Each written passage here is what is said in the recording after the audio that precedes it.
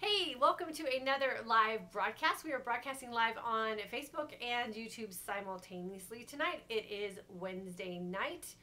I don't know the date. I think it's the 16th of August. 16th. Yeah, 16th. Okay.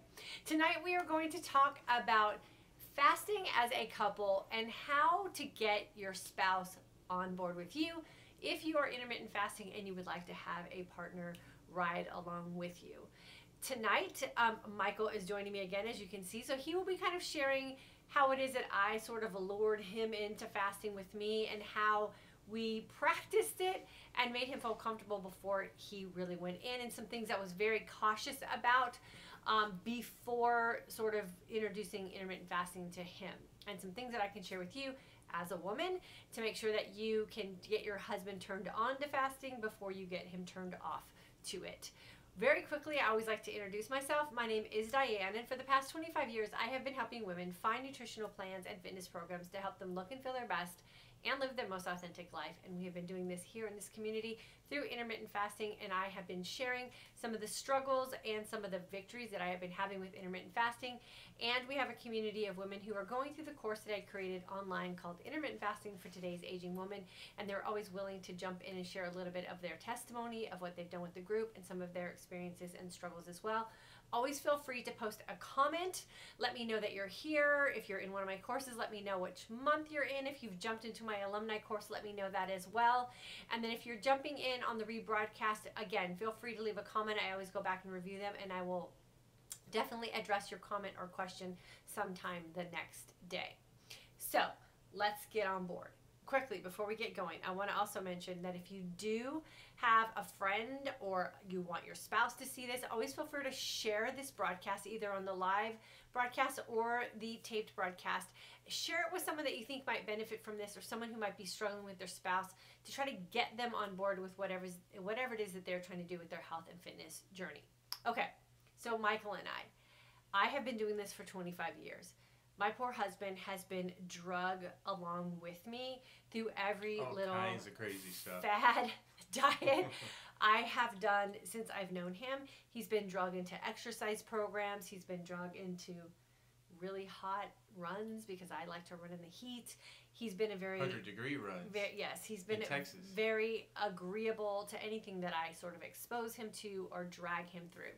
And we all know as women that we are generally the ones who set the pace for nutrition and mealtime and the snacks that are in the cupboard. And if our family is healthy, it's usually because of the decisions that we're making, what we stock the food with, and what we prepare for meals. And we can also fall victim to the excuses that we use as women to supplement our family and give them the things that they need. So we eat the snacks that we buy for the kids, or we get, sort of lured into having those treats that we really don't intend on having, but we've purchased them for our kids. If you've been through one of my groups, that you know that I call the big BS flag on that one really quickly, because you can only consume what you bring into your house, and if it's something that's not good enough for you to eat, then it's probably not good enough for your family to eat as well. So Michael's been through all of that. He's been through me kind of cleansing the house of treats and cleansing the house of junk food, and then being a little bit more free about it, and then loading the house back up. So he's cool about it. What I wanted to make sure that I did when I was introducing intermittent fasting was to make sure that I was successful at it before I brought Michael on board with me. I wanted to make sure that what I was doing was not only going to work for me, but there was some scientific backup to it, because I wanted to make sure that if it did in fact work for me, that I knew that if it worked for me, that I was going to be convinced that I could do this for the rest of my life. And so since I plan on spending the rest of my life with this handsome fella, I needed to make sure that it was going to actually work, and that I could convince him or prove to him that it was work. So I had to be the one who set the stage. I had to be the one that set the example. If I was going to jump in and out very quickly, I couldn't gain his trust, and I couldn't gain his willingness to do it with me. So I had to stick it out. I had to do the work. I had to be consistent enough to prove that it worked. And so since he saw me sick and then he saw me get healthy, he was pretty convinced. Now, he did have some reservations. I think we talked about it last night, about his fear of being hungry. Michael works, 2-3 days away from home. The rest of the time he works here at the house. So, and his job can be physically demanding. So he was afraid that when he went to work, he would be starving and not have the energy to get through his day. So, Michael, do you remember what we did with you to get you to try it, to convince yourself that you would be okay physically at work? Yeah, you never really put a lot of pressure on me to do it. But I think what you did was, if I remember right, was you kind of sold me on it with the fact that I could save a lot of time if I wasn't packing something to eat. If I didn't, don't have to get up as early.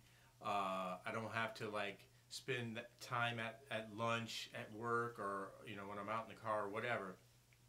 So I thought, that was pretty convincing to me that, hey, okay, if I can save some time. So I think that was the sell for me. I'm like, okay.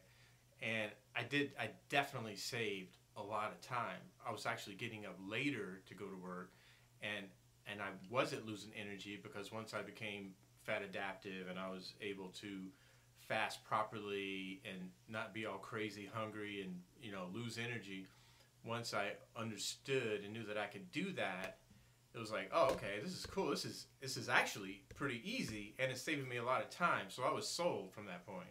So I think that's a good point. If you are a spouse, whether you're the wife or the husband, trying to convince the other one to do this, the key thing to recognize or know about your partner is what their hot points are, right? So Exactly. I knew Michael hated waking up early in the morning and having to pack a lunch and having to set something aside from leftovers from dinner the night before. And then he's dragging this big old cooler into work every day. And then he used his lunchtime to eat. And then he had to wake up with enough time to have breakfast, because we all know you're supposed to start your day with breakfast, right? Heaven forbid you skip breakfast. So he had to get up early enough to have his breakfast. And so I showed him how he could benefit from this, from the time saving aspect. And I said, hey, look, if you don't have to have breakfast in the morning and you don't have to pack a lunch to take it with you to work, you could sleep for an extra 30 minutes. Do you think that that would be something that you would enjoy having back? And he was like, yeah. So what we did is we practiced fasting on a non-work day. So a day he was at home with me. And what we did is we just woke up and we just didn't eat breakfast. And I was already fasting, so he just kind of followed or mimicked what I was doing in my day. And I think we fasted for probably 16 hours. We didn't go too far into it. And I let him see what it felt like to not have breakfast, not have that morning snack, and then kind of delay lunch a little bit. He realized he didn't die. He was fine. He had plenty of energy. And then I think we carried it over into the next day, because he has consecutive days at home. So we did it for a couple days, and then he realized he was fine. I just let it go. So his next day that he had to actually leave the house to go into work, he just left with no lunchbox and he had no breakfast. So he forced himself willingly into a fasted day at work and came home and was like, oh my gosh, you felt great. And he also realized that what did you have at work during your lunchtime?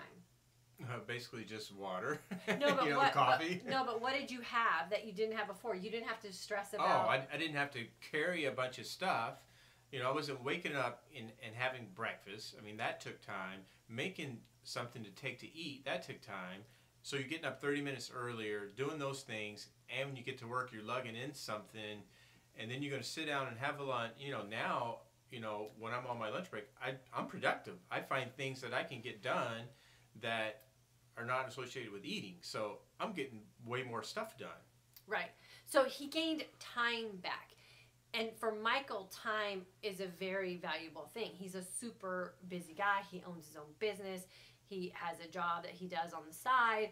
He has a family. He likes to be engaged with his family. So if he could get time back, that was the trigger point for me, is to show him how he can get time back. Not explain to him the scientific aspects of fasting. He kind of already saw that from what I was doing, but I wasn't drilling into him what, the wife thing, like, you need to do this for health reasons, or you need to do this because I'm doing it.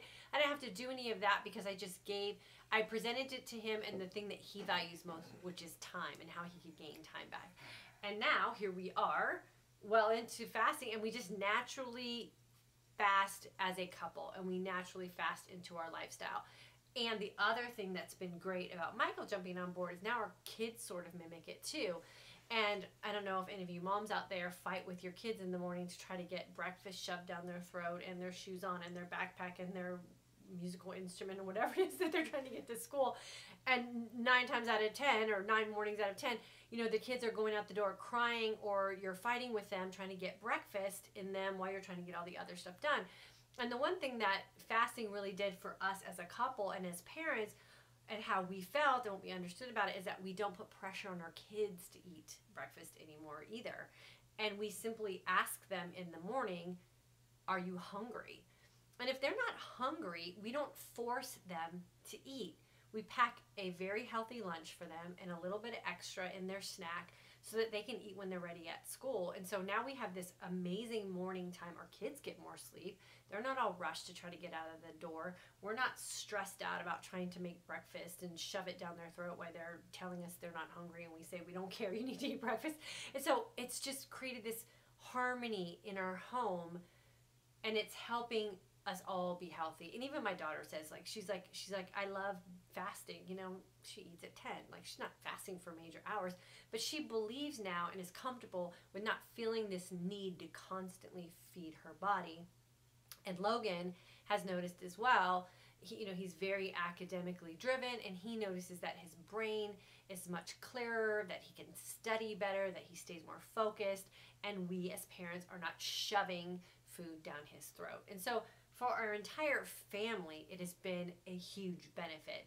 But from my standpoint, as the one who started it and the wife who can be very pointed fingery and, demanding of the people in my family to do the right thing, I really had to take a step back and realize if I wanted them to come on board and I wanted them to be successful, I needed to give them the grace and decency and time to do it on their own terms with the things that they valued, and not because I was forcing it on them because that's the way it's supposed to be.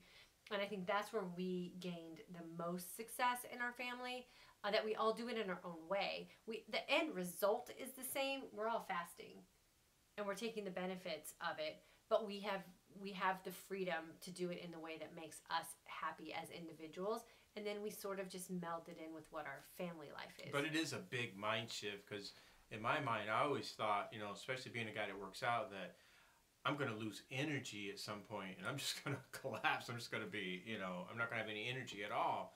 And it just wasn't the case. And the same thing with the kids. You think, your kids have to have a meal in their stomach before they go to school, and they got to have a certain kind of lunch. And it's just not the case. I mean, scientifically, but that's just not the way you grow up and what you've learned. Is that right? Yeah. Okay, so, and then we want to address one other little thing, and I'm just going to ask Michael. He doesn't know I'm going to ask him this, but this question has come up a couple times this week since we're talking about husbands and fasting is, Michael, how do you feel about fasting and losing muscle mass? Are you afraid of losing muscle, or what is it that you're doing to protect your muscularity and not feeling like you're going to lose it through fasting? I kind of felt that way at first, but I definitely don't feel that way now, because I know that I'm using my own body's energy, and I'm not gonna. And I know scientifically that you're not gonna lose muscle mass, which is kind of goes another thing that goes against what we have been taught, that you're gonna lose muscle mass. So is that what you're looking for? Yeah. So you haven't noticed a loss in anything because you've been fasting and working out. Right. Right. Okay. So that's a big concern. I think that men have probably more than women, is that you're going to lose muscle mass. And so going back to the scientific aspect of fasting, when you're in a truly fasted state, you really do benefit from the acceleration or the advanced production of your human growth hormone. And so there's really no risk to losing muscle mass if you are fasting correctly. And I think that's the big area where people kind of get themselves lost or confused in it, and that is fasting correctly. So when you're in a truly fasted state and you're fat adaptive, your body has the opportunity to actually produce more human growth hormone, which is exactly what you're looking for when you are working out and wanting to maintain your lean muscle mass or just muscle mass in general. So for those fellows out there, you are not going to lose muscle mass by fasting. And you do not have to super load up on protein as well to keep your muscle mass. A lot of people feel like they have to go after extra sources of protein, and you just don't have to do that. And if you're in my alumni course, we're going to talk about that in our first week, about why it is that we don't have to over protein our bodies anymore, and how that can be a huge disadvantage when we're trying to maintain that state of autophagy. We'll go through that in the alumni course, but no worry about muscle mass loss. I actually feel like I'm getting better results faster. I feel like in the past, my past workouts, I feel like I was working out for hours, and then I go for a long run, and then, you know, it was like I was always doing something to stay physically active. I feel like I can do a lot less now, and I can look at myself in the mirror and go, okay, I'm getting good benefit, and, you know, I only worked out for 30 minutes or 45 minutes, and I'm getting just as much as I used to. So that part I love. And are you working out in a fasted state or a feasted state? Fasted. Okay, and let me ask this other question. Are you working out with pre-workout stimulants, or are you working out in a truly fasted state? Truly fasted state, and I feel like I don't need it anymore, which I thought I would, especially being in a fasted state, that my body would just, I mean, I would need something just to have energy, and it just hasn't been the case at all. I mean, I can go in full of energy, leave full of energy, and that is a concept I didn't really think would be possible with fasting until I learned about it and actually experienced it. Right. So don't be afraid to work out in those fasted states, especially you fellas. When you're in a fasted state, you're in that really deep fat burning opportunity, and so what you'll see is that you'll lean out very quickly. Your body will be energized by your own body's ability to use its stored fat as an energy source, and you don't have to work out as long, and you don't have to work out as hard to reap the same benefits. So in our family, in our life, we have gained so much time back, so much energy back, so much money back from not having to waste so much money on all, you know, what I call the elixirs, or the things that we felt like we had to do in order to gain an advantage. And once you really get your body into that nice fat adaptive state, and you can work out in a fasted state, you have your own built-in advantages and your own elixirs, for lack of a better term, by just using your own stored energy as your energy to get through your workouts. So it was easy to get Michael on board as a faster with me, because I understood what his triggers were. I understood where he valued certain things in his life. And so instead of preaching at him or pointing my finger at him and demanding that he do things because I was doing it, I explained it to him in a way that he saw value. And the value for him was gaining time back in his life. And then we practiced on a day where I knew he would be able to get over his fears. And to be able to go to work all day and not have food available to you is a scary thing if you're used to eating. And he was following what I used to do, eat every 2 hours. Oh, yeah. And so to make that mind shift is a scary thing. And I think as women, we have to respect that of our men and understand that you know, that they have that fear, just like we have that fear. And so we practiced at home. So practice at home on the weekends if your husbands work away from home during the week. Set something up to where you understand what their trigger points are, or what it is that they value in their day or their time or their money or whatever it is, and explain it, introduce it in that way, and see if you can get them to listen and then maybe experiment with you. And then the other thing is you have to stick it through, ladies. You have to do this the right way. You have to do it long enough for them to see the benefits that you keep preaching about are going to come with fasting. And when they see that in you, and they see the increased energy, and they see that you're happy again, and they see, not that they necessarily have to see the weight loss of it to believe it, but you know, I get comments from women all the time that say that, you know, their husband put their arm around their waist and they noticed that, you know, that they feel slimmer, and that, you know, you probably just have a little bit more pep in your step. And that shows through. That healthiness comes out. And I think that's what people become attracted to, is that glow of health that you get when you're in a really good fasting rhythm in your lifestyle. So I'm going to go through real quick, and I'm going to answer just the questions in the comments that have to do with tonight's topic, so I don't get too far off track and make this too long. So let's see. Welcome to everyone who's checking in and letting me know what group they're in. We got some from Scotland here tonight. Let's see. Loving the lifestyle shift. Yes, it's great. Let's see. Can't wait to embark on a new journey. Yes. Fasting works wonders. It sure does. Okay, so my hubs has been 1 meal a day during work days for the longest time without realizing was IF. I thought it was unhealthy because I ate every 3 hours, but now we are finally agreeing on something. That's awesome, Sharon. Thanks for sharing that. Let's see. Living by example has been the key. Hubby is beginning to work out and is looking forward to the human growth hormone benefits. I'm waiting for a bit to get the hang of IF. That's awesome. Do it together. Be patient. I understand the body using your own fat stores, being fat adaptive, but once you don't have a lot of fat, like you, Diane, what does the body eat then? Food energy. So you just kind of change the way you're feeding. That's all you got to do. Hello from Ohio. Is fresh lemon in water okay during your fast, or does that spike insulin? That's kind of individualized, but studies show that it does spike insulin. So you kind of have to run I call the 7-day test. Test it for 7 days and see how you feel. Let's see if we have any other comments over here. Thank you everyone for checking in. Hi Diana, Michael, I'm loving these videos this week. Great stuff. Gina from Your Belinda checking in from the July group. Awesome. Okay. South Africa, welcome. If you are at your ideal weight, can doing IF cause you to become underweight? And if so, is there a time when IF is not a good idea? No, you just change your feasting window. That's all. Your body's only going to lose so much weight.